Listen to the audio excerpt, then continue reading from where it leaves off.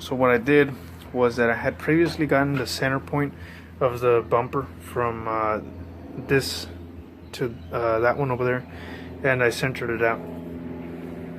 I got a little bit of angle finder, went it up a little bit, and I found my center point here, that little white dot. From there, what I did was I got another piece of 2x4, which of course is all 3/16 steel. I cut it about 23 inches in length, and then what I did was at the bottom, the last 3 inches were cut, as you can see. Cut it out on 3 sides, and then just left this one side for support. I forgot to drill some holes here so I could further weld it in there, but it should be all right. So this extends about 20 inches, which is about halfway through to the body, or to the tailgate, I should say. I got my little angle finder again, and let's see. Here it says 70 degrees from 90, 70, 90 degrees, about 70 more or less. I want the tire to kind of slant a little bit, and go ahead and stay a little bit slanted up like this. I don't like the whole flat look. We'll see how this goes. If it doesn't work out well, we'll just go back to the drawing board and see what else we can throw on there. So this is what I did. This is a receiver for a trailer, 12 inches, which is for a 2-inch receiver, which is how the spare tire is going to go on there. And remember, I'm running 33s, so I want to have full size 33. And the problem with it is that the 33 is a little bit tall. So with the tire slanted up, this is more or less the height it's gonna have. It'll probably be right under the third brake light, and it'll probably be right under the license plate, more or less. And this is it. Still got to work on the attachment for the tire itself. Right now, today is Thanksgiving Day, of course, so we're gonna call this quits for today. Update, spare you guys a sob story. This is what I ended up doing. Here is a 3/4 inch hole that I drilled. The pin that I was putting on there was a 5/8, so it was kind of wobbling around a little bit. I went ahead and found this grade 8 bolt, 3/4 with that nut. I'll go ahead and try that for a while and see how I like it. If not, I'll just go back to the pin, which I don't mind. What I've done here is, of course, the last time I had this up, this portion right here was hitting the windshield, which you can see some of the little bit of scratches on my decal. I went ahead and trimmed it down.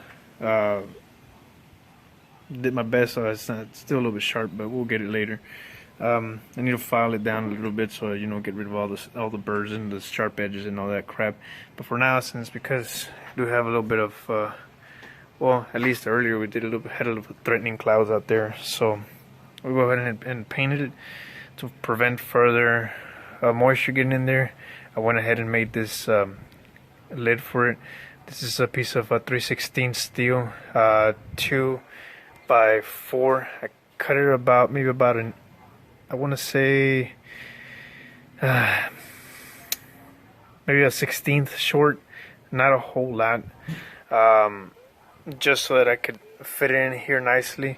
I went ahead and ground down, or actually cut in about 7/8 of an inch, and then did a hole cut across, and that served as my top lid. I went ahead and did a pass, just a single pass, 60/11. I think should be enough. I don't think there's a need for an overkill. Maybe up here, but it's really not structure up here or anything supportive, or maybe it is, but whatever. It's got plenty of the leverage is going to be here, so the stress is going to be here, here, here, and of course here in the posterior, this portion right here, and everything around it. So all that's been welded through and through. If you look inside the tube, you can see a little bit of those weird lines that go like this. There's 2 of them on the side, 2 of them on the side, 2 more on the side, and none at the top. But anyways, let's show you guys a little bit of how these welds have penetrated into the metal. I am still gonna make.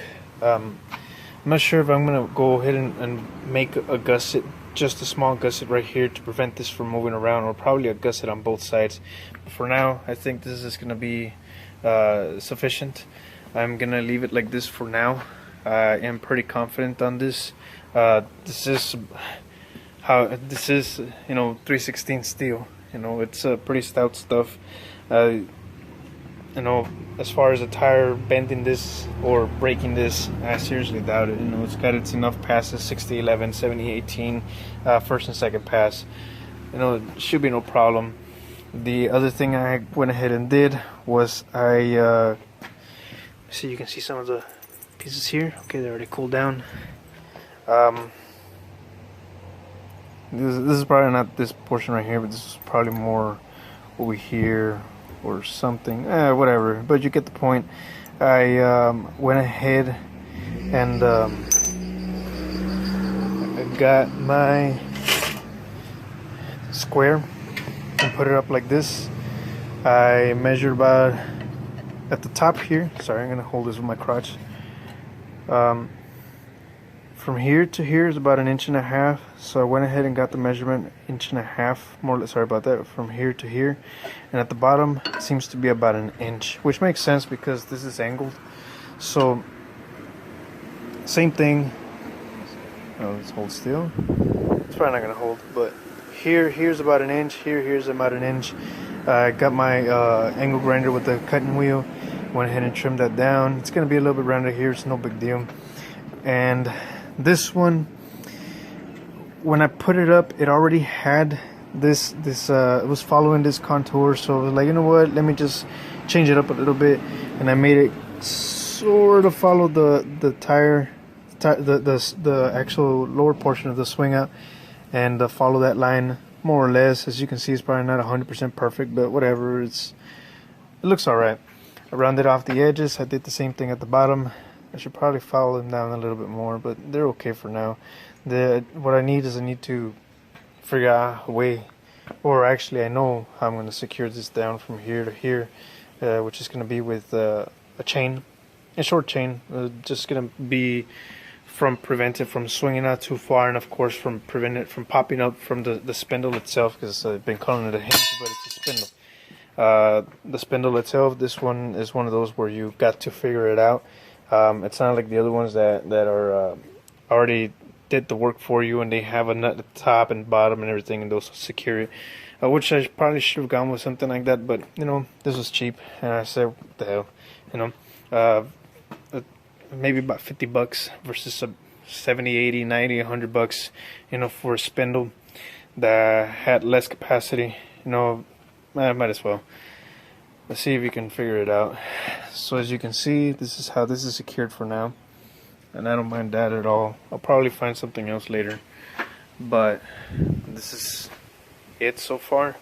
I spray painted it a little bit with some Krylon paint, some rust enamel.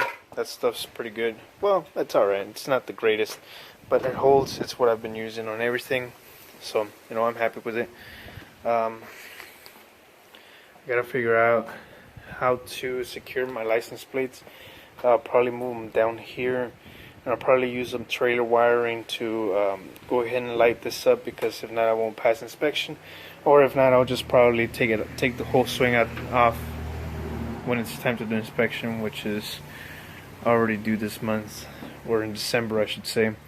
But this is what this is looking like. We are on the home stretch. I need to go ahead and wipe this down because I sprayed it down with WD-40. I already went through the back and spray painted that as well. I actually already burned my drill, my cordless drill, my Craftsman drill, and it burned on me already. It had a hard life, so that's what I was doing. I had a little wire wheel attachment to it, and I was getting it from the back and taking off that burnt paint from the back, and yeah, well, it just took a dump on me and it's done. So we'll be getting another one of those sometime soon. This is more views. I want to take it out to show you guys. Let's see if I can do this one-handed.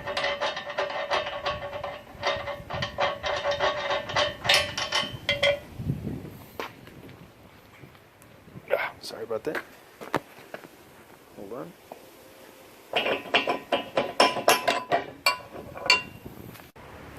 Sorry, my other video got cut a little short. So this is how this is being held on there. This is the swing out itself. It kind of wobbles a little bit, which was a little bit why I have a little hard time opening it up. But it's holding in there. The clearances are very tight.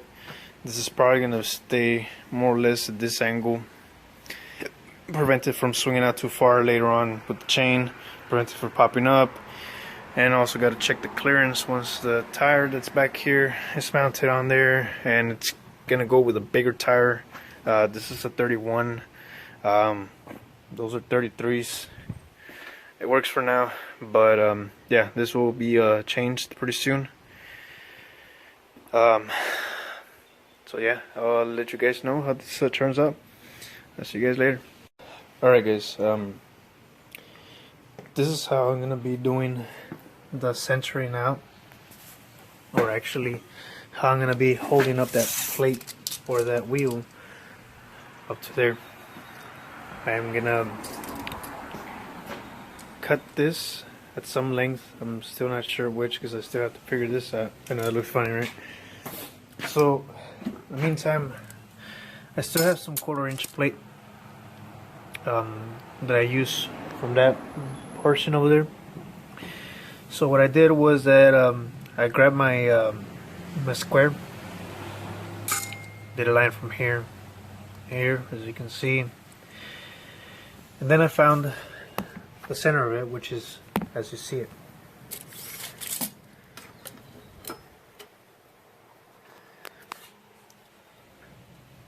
The inside of the wheel is about 13 inches in diameter,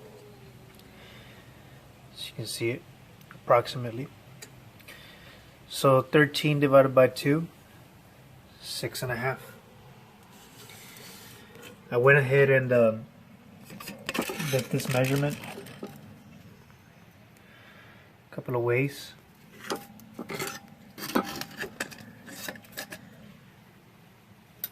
you can see it, roughly 6.5.